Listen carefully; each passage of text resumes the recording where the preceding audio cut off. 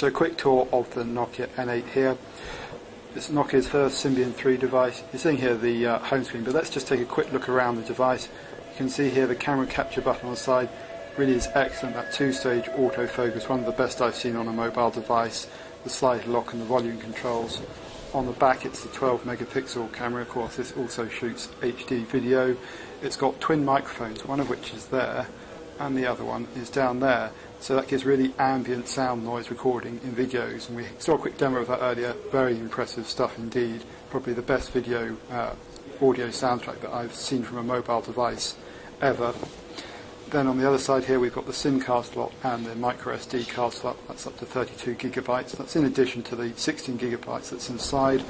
On the top here we've got the usual power button, but also the 3.5mm audio jack and the HDMI out port, which you can plug an adapter cable into and then plug into your HD TV or indeed any other HDMI device.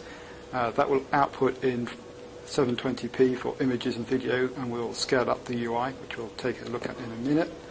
Just go down to the other end of the device. You can see there's the speaker, but also the thing for attaching a lanyard. And just at the bottom here you've got the home key. This is the key to switching back to the home screen shown here, but also for multitasking. So if I just press that quickly, you'll see the multitasking pop up. It's the visual multitasking. Let's take a quick look at some of the applications here. You can see we're actually running 7 applications. I think that's a good indication for performance. We'll just pop into the Photos application here. You can see, scroll through images very quickly. Look at one of the flowers here. We turn that around so we get the turn it around the other way. Sorry.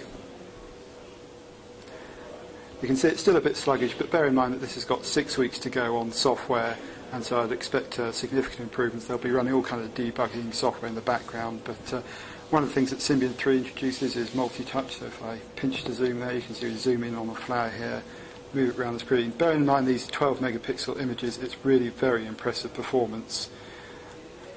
If we go back here to the thing, you can see another typical Symbian 3 usage is a long press to bring up extra action items. You can see the pop-up menu here, rather being attached to one side of the toolbar, as was the case in previous versions of Symbian.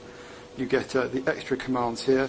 Note also the toolbar on the right hand side here is actually thinner than on S65th edition devices. It's one of the key UI changes that makes things a lot more friendly. You'll also have noticed there's been single tapping a lot of what I've been doing. We'll just dive in and see if we can get into the Maps application here. You can see we're in Piccadilly here. Again, the performance comes to the fore here. Moving around the map is much quicker than it has been in earlier devices. That's thanks to the extra processor, or rather the graphics co-processor, zooming in and out. Again, very impressive on performance. For a prototype device, this is really a big step forward for Nokia. And this is, of course, the free sat-nav you get with this device.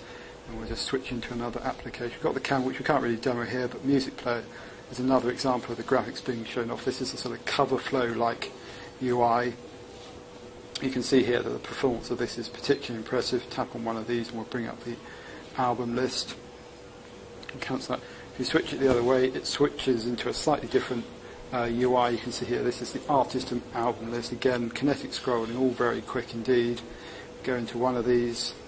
You get the track list down the bottom here, but you also get the same cover flow along the top here. Notice how, as I go through, it's bringing up an alphabetical letter to indicate where you are on list. Again, that's something else you see quite frequently in the UI on Symbian 3.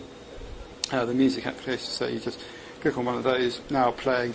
Be quite familiar, but the music application has had, as you can see, quite a significant refresh. Well, we'll just take a very quick look at the camera application. You can see not much has changed here. I'm just going to try and grab a quick shot over there. You can see very quick, and what's also very impressive, as you can see there, the shot-to-shot time, even on this prototype device, is very quick indeed. This is multiple home pages. If you want to customize this home screen, you just do a long press, goes into the edit mode, and you can add extra widgets. These are going to be shipped with quite a few on the device, but also be able to download them from the Obvi store. So let's just say the FM transmitter, that controls the FM transmitter of the device for music out.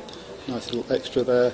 And you can see you've got up to 3 home pages that you can customize. You can see there's a messaging account, so we'll just use that to pop into the messaging application. You can have multiple email accounts, each with their own widget. and you can see here this is the sort of new look Nokia messaging client, which has improved use of screen real estate. Let's just find a quick email we can go into. Let's try the Nokia Conversations newsletter here. One of the nice touches, you can now just go show images. That's a full HTML email. You also get the pinch to zoom there. I will just go and turn off the music on the background of this video because it's starting to annoy me. So there we go. Let's just pop in and have a quick look at Web TV. This is going to be the way to deliver content onto the device. You can see here we've got some ones in here already, but there'll be a lot more shipping with the device. But have a quick look at CNN, which should hopefully load. And you can see, yes, let it connect to the network. This is based on Flashlight. And you can see here, this is a quick way of getting at content. You'll be able to use this to browse into videos and TV shows. This is mainly going to be streaming content, but there will be some download. That depends on the service rights. There's a lot more to come on Web TV, but that's the first look I've seen of it, and it's certainly quite compelling in terms of a way to get extra content streaming onto the device. Let's just have a quick look at the video application. We'll see if we can play back one of the test videos. Have a quick look at the Tron trailer, for example. You can see here the playback quality of the video is excellent. The camera that we're recording on really doesn't do this screen particular justice, but you can see here Tron just starting off there. Let's skip forward in the video. Do so again. Let's see if we can bring. There's a classic Tron look with the different colours.